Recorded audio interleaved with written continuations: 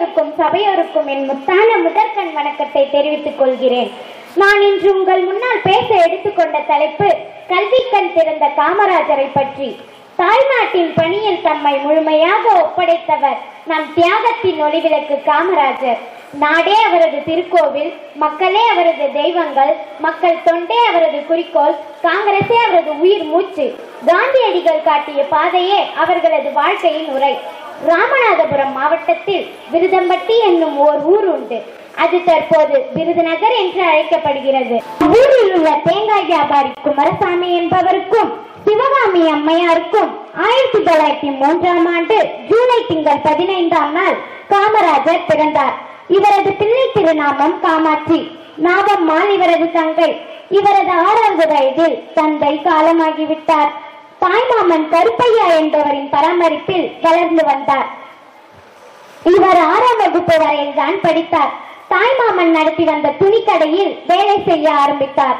துணிக்கடையில் வேலை செய்யும் பொழுதே செய்தித்தாள் படிக்கும் பழக்கம் ஏற்பட்டது. இவர் விடுதலை இயக்க கூட்டங்களுக்கும் செல்வார். இவர் விடுதலை இயக்கத்தில் ஈடுபடுவது இவரது குடும்பத்தினர் விரும்பவில்லை. இவரை திருவனந்தபுரத்திற்கு அனுப்பினர். அங்கு இவரது மற்றொரு தாய்மாமன் காய்கறி கடை வைத்திருந்தார். கடையில் வேலை செய்ய ஆரம்பித்தார். அங்கும் இவரது விடுதலை இயக்க பணிகள் தொடர்ந்தன. வைக்கம் என்னும் ஊரில் குறிப்பிட்ட சில தெருக்களில் தாழ்த்தப்பட்ட மக்கள் நுழைவதற்கு தடைகள் இருந்தன. அந்த தடையை நீக்க சத்தியாகிரகணம் நடைபெற்றது. காமராஜர் அதில் பங்கேற்றார். 1940ஆம் ஆண்டு காமராஜர் காங்கிரஸ் தலைவராக பதவியேற்றார். பின்னர் 1954ஆம் ஆண்டு காமராஜர் தமிழகத்தின் முதல்வராக பதவியேற்றார். கல்வி, தொழில், பொருளாதாரம், விவசாயம் ஆகிய பல துறைகளில் தமிழ்நாடு வியக்கத்தக்க முன்னேற்றங்களை கண்டது. செயற்கரிய செய்பவர்கள் பெரியோர்கள் என்பதனை உணர்த்தும் வகையில் காமராஜர் அவர்கள் பல்வேறு நலத்திட்டங்களை கொண்டு வந்தார். கிராமங்களிலும் பள்ளிகளை கொண்டு வந்தார்.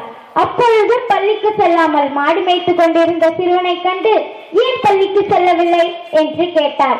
அதற்கு அவனோ, பள்ளிக்கு சென்றால் வயிற்றுக்கு என்ன செய்வது, மாடு மேய்த்தால் தான் சாப்பாடு என்று கூறியது அவரை வருத்தத்திற்கு உண்டாக்கியது.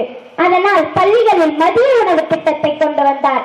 ஏழை மாணவர்களுக்கும் பணக்கார மாணவர்களுக்கும் வித்தியாசம் இருக்கக்கூடாது என்பதற்காக சீருடை திட்டத்தை கொண்டு வந்தார்.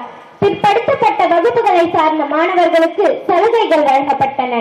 SLC வகுப்பு துறையில் கல்வி இலவசமாயிற்று.